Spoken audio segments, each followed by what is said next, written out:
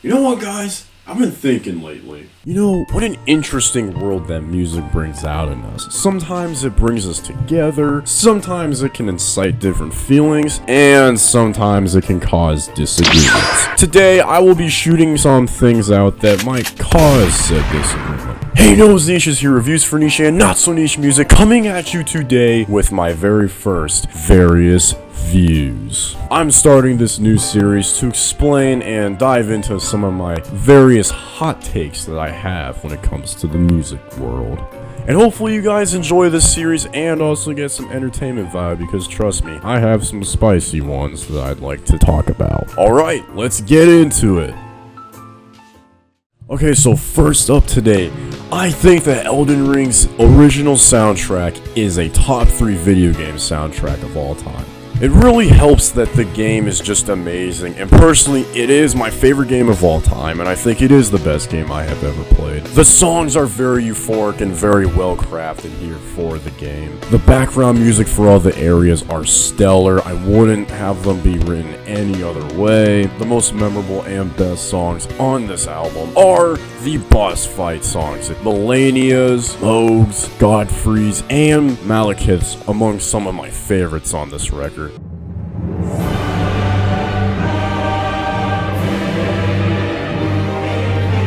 Some songs make you feel very fearful, some also incite amazement, and sometimes the songs just make you feel very heroic. Some songs are also gorgeous and you feel like you're ascending. It's great. Very drastic and mixed soundtrack when it comes to the moods that it wants to incite in you, but trust me, all the songs on this album are great. I really love them, especially hearing them in-game when you have a certain feeling going on inside of you, and then the music comes on and personifies it's amazing. The soundtrack accompanies the game very well, and I just couldn't see these compositions being written any differently for Elden Ring. Now moving on to the electronic pop side of music, my second take of the day might stir some of you, but I think The Worst Girl in America, Slater's new release, doesn't resonate with me. I don't think it's that good. You what? Now I want to preface this.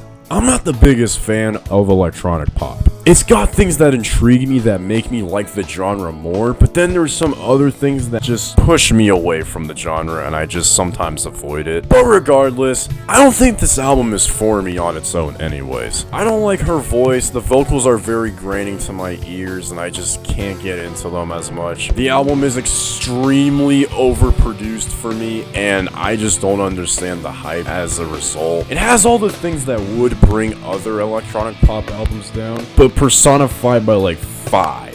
While it has things that make the genre good, I think albums like Brad by Charlie XCX and Imaginal Disc do things better with a modern interpretation of the genre, in my opinion. I like the instrumental beats, I will say, and I could get down to this at a party, but otherwise, in terms of the personal listening experience department, this album didn't do it for me here. If I had to rate it out of 10, I would rate it like a 5. I don't get into it that much, but that's my opinion. And next up is my third take of the day, and on the docket we have House by Charlie XCX is awful.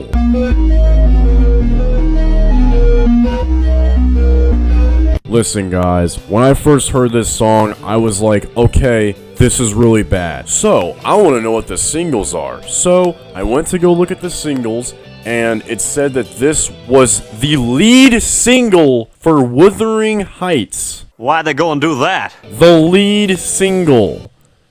I don't understand that. But anyway, I'm getting a little sidetracked here. The first half of this song is just John Cale rambling on and on about stupid crap that I don't care about. I don't understand why she got a really old guy to voice over the song, the first half of it. And then the second half, it honestly just gets worse. The song sounds so bad, I had to turn it off halfway through. Well, you must have been like, well, how are you able to rate the song then? I did go back and listen to it, and oh lord, I wish I didn't.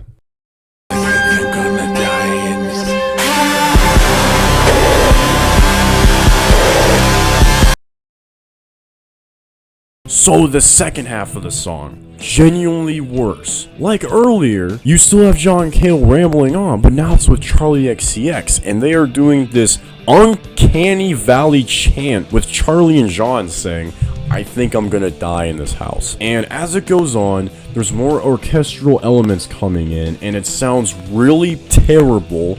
It's like an orchestra player fracking a note bad. It's terrible. It increases in volume, and Charlie and John's voice get more distorted and louder, so it just gets progressively worse. Do you see what I mean? Now, I will also preface this, I am not a huge fan of Charlie XCX. She has her moments, especially on her previous album, Brat, but this song is just not it, man.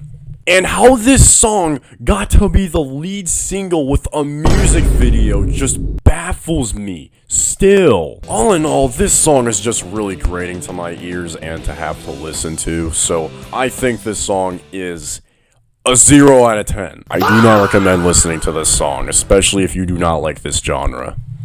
Moving on from the electronic pop side of things, we go on over to the hard rock realm of things. And my next take of the day is that Van Halen's best album is 5150.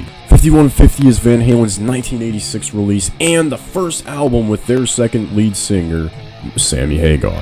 I gotta hand it to you guys, I freaking love this album. This album has super well written songs, some of the best in the band's discography in my opinion, with songs like Dreams, Love Walks In, and Why Can't This Be Love. Other songs also get you hyped like Get Up, Best of Both Worlds, the title track, and Good Enough.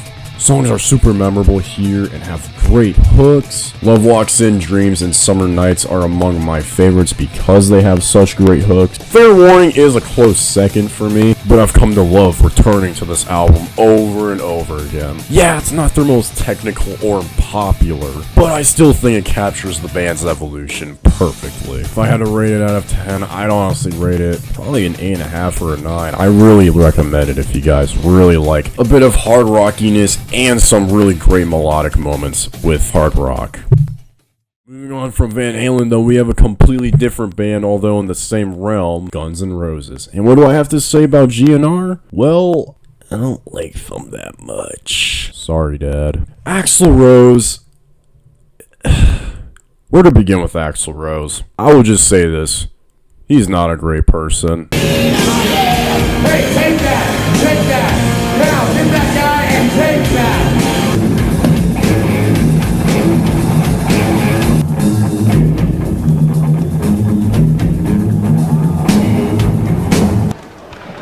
Okay. Now, I'm not gonna fib you. I do like some GNR songs. Their singles are fantastic. They know how to write lead singles for their albums. But when we get to the realm of deep cuts, I just think they just lack in that department. Not quite my tempo. Their deep cuts are very uninteresting, and as a result, they just come off as a one-dimensional band that I just don't love returning to unless I'm listening to their main hits. Slash is a great guitarist, don't get me wrong, but I do think he's a little overhyped. He's a feelsy and bluesy guitarist at heart. And while you can have your moments from that, I don't think it'll get you that far in the long run, especially compared to other technical wizards on the instrument. I prefer other bands from the 90s like Pantera, Green Day, Blink-182, Alice in Chains, just to name a few. While they have the hits to really boost their legacy, I still just don't understand the hype these guys get, especially considering most of their albums I just find so mid. Appetite for Destruction I just think is overrated. User Illusion 1 and 2 have their moments, but again, they're so few and far between, I just don't even bother returning to this band ever. And coming towards the end of this video, I will have my last two takes read out loud right now. But I think Slipknot is not a nu metal band. You know, Slipknot is a very interesting band because they are labeled as nu metal and yet their music doesn't read as much compared to their other contemporaries like Linkin Park, System of a Down, Korn, Limp Bizkit, just to name a few. They're only labeled as nu metal, I feel like, because they just became popular when nu metal was also becoming popular, and as a result, they were labeled as a nu metal band. But seriously though, listen to Iowa and tell me they are nu metal.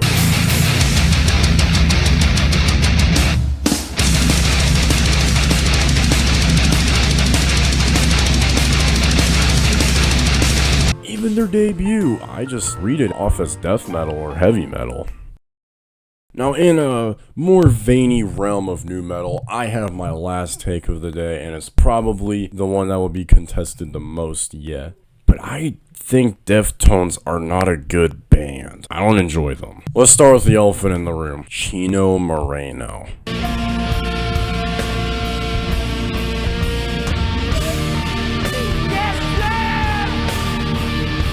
Listen, I got nothing against the guy personally, but why does he sing like that?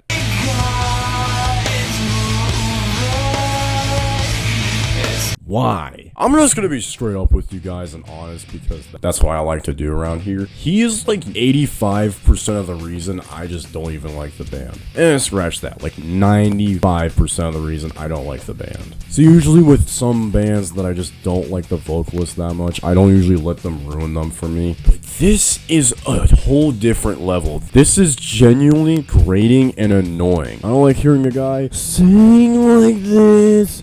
Yeah, for the whole duration of songs. And never mind Chino Moreno, I just don't even find them particularly interesting as a band. The instrumentals are good, but they only go so far before I'm like, okay, can we get more substance here? I'm lacking something and I just want it. They're like the band where everyone else in the group works really hard and then there's the one member who has to do something really stupid on the slideshow to bring the grade down. That's Deftones for me. When their music isn't the worst, I'm just kind of bored and just over it. Now don't get me wrong, songs like Cherry Waves and My Own Summer are fantastic. I like those songs quite a bit, but overall, they're just on my Mount Rushmore of bands that I just don't understand the hype for, and or I think they're overrated. Well guys, those are my takes for this edition of Various Views. Do you disagree with me? Do you agree with me? Are you kind of in the middle ground? Tell me how you feel down below. Also, don't forget to like, subscribe, and ring the notification bell so you don't miss out on new uploads like these. Noah's Niche is hitting with those great albums, good albums, bad albums, really bad albums, and I'll see you guys in the next one.